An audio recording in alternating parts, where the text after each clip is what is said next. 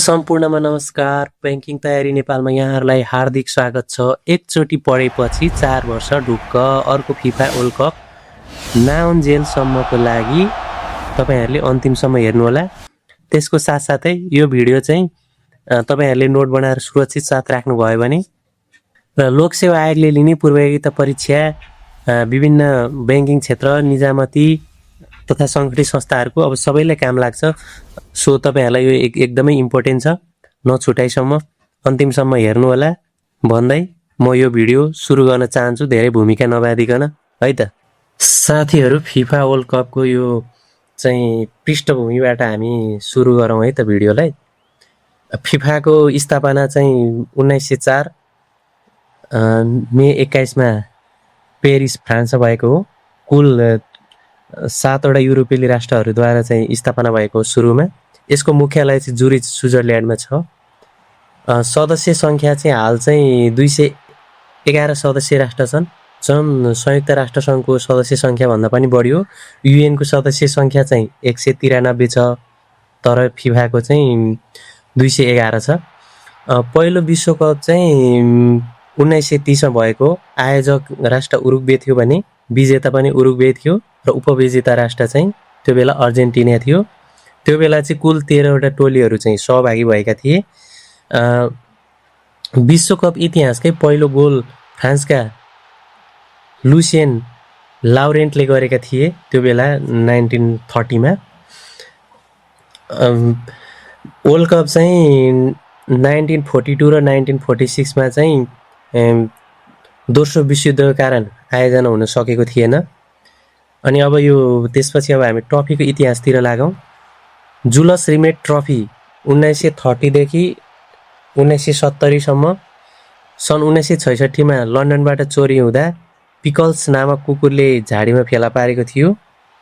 सन् 1970 मा ब्राजिलले तेस्रो पटक जितेर स्थायी रूपमा लग्यो, तर 1983 मा रियोबाट पुनः चोरी भई आजसम्म फेला परेको छैन जुलस रिमेट ट्रफी चाहिँ है। फिफा वर्ल्ड कप ट्रफी 1974 देखि हालसम्म 18 क्यारेटको सुनबाट बनेको 36.8 सेन्टिमिटर अग्लो र 6.1 किलोग्राम ओजन भएको ट्रफी हो। अहिलेसम्म 1974 देखि अहिले 2026 सम्म आउँदा चाहिँ त्यो नै प्रचलनमा दिनिछ हैन, ट्रफीको इतिहासतर्फ हेर्दा। अब साथीहरु, यो पछि हामी अहिलेको रिसेन्ट भन्दा केही पहिलो 22औं संस्करण जुन कतारमा भएको थियो त्यतातर्फ लागौं। 22औं फिफा विश्वकप कतार 2022 लाई हेर्दाखेरि आयोजना अवधि नोभेम्बर 20 देखि डिसेम्बर 18, 2022। इतिहासकै पहिलो हिउँदकालीन विश्वकप। हिउँदमा चाहिँ पहिलोचोटि विश्वकप आयोजना भएको यो नै हो। नारा र मस्कट। नारा थियो नाउ इज अल, मस्कट चाहिँ लाइभ भन्ने थियो हैन। आधिकारिक बल चाहिँ अल रिहा भन्ने थियो। विजेता र उपविजेता त्यो बेला 2022 मा चाहिँ विजेता अर्जेन्टिना 36 वर्षपछि तेस्रो चोटि उपाधि जितेको र उपविजेता फ्रान्स भएको थियो त्यो बेलामा। प्रमुख पुरस्कारहरु चाहिँ 2022 मा चाहिँ के थियो भने गोल्डन बल सर्वोत्कृष्ट खेलाडी Lionel Messi Argentina, golden boot सर्वाधिक गोलकर्ता किलियन एम्बापे फ्रान्स 8 गोल गरेका थिए, गोल्डन ग्लोभ सर्वोत्कृष्ट गोलकिपर एमिलियानो मार्टिनेज भन्ने उहाँ पनि अर्जेन्टिनाकै हुनुहुन्थ्यो। ऐतिहासिक रेकर्ड मोरक्को सेमिफाइनल पुग्ने पहिलो अफ्रिकी र अरब राष्ट्र बन्यो त्यो बेलामा। 2022 मा चाहिँ मोरक्को सेमिफाइनलमा पुग्ने पहिलो अफ्रिकी र अरब राष्ट्र बनेको। अब हामी लागौं 23औं विश्वकप 2026 तर्फ। 23औं फिफा विश्वकप 2026 आधिकारिक नतिजा र विवरणहरू यस प्रकार रहेको छ। आयोजना अवधि जुन 11 देखि जुलाई 19 सम्म 2026। कुल 39 दिन। इतिहासकै लामो विश्वकप यो चाहिँ है। संयुक्त आयोजक अमेरिकाले 11 शहरमा गर्यो, मेक्सिकोले 3 शहरमा र क्यानाडाले 2 शहर गरी कुल 16 वटा शहरमा चाहिँ यो खेल आयोजना भयो। आयोजक राष्ट्र चाहिँ 3टा, अमेरिका, मेक्सिको र क्यानाडा। अनि यो 2026 को फिफाको फर्मेट ढाँचा चाहिँ कस्तो थियो भने टोली संख्या 32 बाट बढाएर 48 पुर्याइयो, खेल संख्या 64 बाट बढाएर 104 खेलहरू पुर्याइएको। अनि राउन्ड अफ 32 को नियम चाहिँ 48 टोलीलाई 12 समूहमा विभाजन गरियो र समूहका शीर्ष 2 टोली 24 तथा सर्वोत्कृष्ट 8 तेस्रो स्थानको टोली सहित 32 टोलीलाई पहिलो पटक नकआउट चरण राउन्ड अफ 32 मा लगियो हैन। अनि त्यसपछि यो आयोजना भएको प्रमुख स्टेडियमहरू 2026 को उद्घाटन खेल मेक्सिकोको स्टालियो एडजेका, तीनवटा विश्वकप यसमा 1970, 1986 र 2026 को उद्घाटन खेल आयोजना गर्ने पहिलो स्टेडियम, तीनवटा वर्ल्ड कपको चाहिँ आयोजना यो स्टेडियममै भएको एडजेका भन्ने स्टेडियममा है त। फाइनल खेल चाहिँ न्यू जर्सी स्थित मेट लाइफ स्टेडियममा भएको हो। फाइनल खेलको नतिजा विजेता स्पेन भइहाल्यो, थप समयमा 1-0 ले विजयी अर्जेन्टिनालाई हराएको, यो तपाईहरु सबैलाई थाहा छ। स्पेनको यो दोस्रो विश्वकप उपाधि हो। पहिलोचोटि उसले 2010 मा जितेको थियो भने सेकेन्डचोटि 2026 मा जित्यो। उपविजेता अर्जेन्टिना भइहाल्यो, रनर अफ। निर्णायक गोल स्पेनका फेरान टोरेसले चाहिँ 106 मिनेटमा गोल गरेका थिए समय थपेपछि। तेस्रो र चौथो स्थान इङ्ल्यान्ड तेस्रो भयो र फ्रान्स चाहिँ चौथो स्थानमा 2026 मा भयो। मस्कट र बलहरू है त। मस्कट एम्प्ले क्यानाडा, जियो मेक्सिको र क्लुच अमेरिका। आधिकारिक बल ट्रियोन्डा, यो ट्रियोन्डा बल चाहिँ 500 हर्जको मोसन सेन्सर प्रविधियुक्त बल हो है।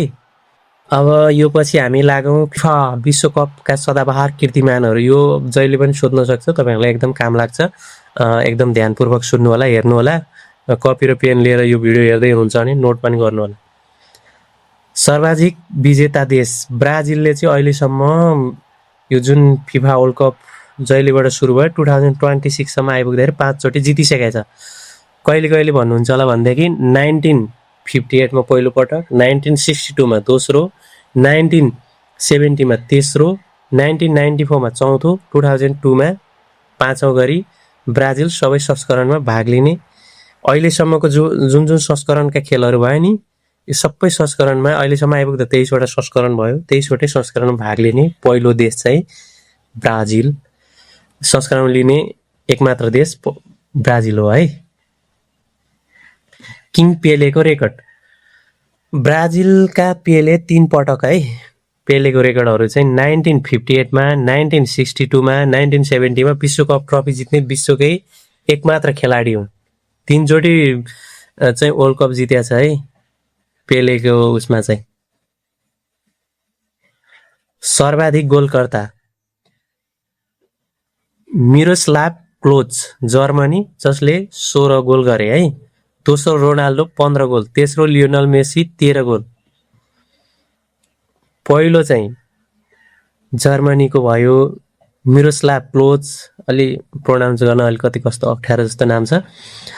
दोस्रो चाहिँ रोनाल्डो 15 गोल, तेस्रो चाहिँ लियोनल मेसी। एकै विश्वकपमा सर्वाधिक गोल गर्ने चाहिँ जस फोटेन फ्रान्सकोले 13 गोल गरेको। उसले चाहिँ कहिले भन्दाखेरि 1958 को विश्वकपमा, 1958 को विश्वकपमा चाहिँ 13 गोल हानेको जस फोन्टेन, उहाँ चाहिँ फ्रान्सबाट हुनुहुन्थ्यो। सबैभन्दा छिटो गोल गर्ने चाहिँ हाकान सुकुर टर्की। हाकान सुकुर टर्कीले चाहिँ 11औं सेकेन्डमा 2022 मा चाहिँ दक्षिण कोरिया विरुद्ध उहाँले चाहिँ गोल गर्नुभएको थियो। टर्की भर्सेस साउथ कोरिया खेल्दाखेरि चाहिँ 11 सेकेन्डमा। खेलाडी र प्रशिक्षक दुवै भएर जित्ने चाहिँ 3 जना हुनुहुन्छ हैन। यो पनि सोध्न सक्छ। मारियो जागालो ब्राजिलबाट, फ्रान्स बेकनबाउर जर्मनीबाट र डिटिएर डेच च्याप्स फ्रान्सबाट है त। फेरि एकचोटि भनौँ, मारियो जागालो ब्राजिल, फ्रान्स बेकनबाउर जर्मनी र डिडिएर डेच च्याप्स फ्रान्स। यो छ है त साथीहरू। यो अब अर्को के अरे वर्ल्ड कप आउने बेलासम्म पनि काम लाग्छ, सधैँभरिलाई पनि काम लाग्छ। यो चाहिँ एकदम इम्पोर्टेन्ट डेटाहरू हो, नोट गर्नु होला, भिडियो हेर्नु होला, के कस्तो लाग्छ लाइक कमेन्ट सेयर सब्सक्राइब गर्नु होला।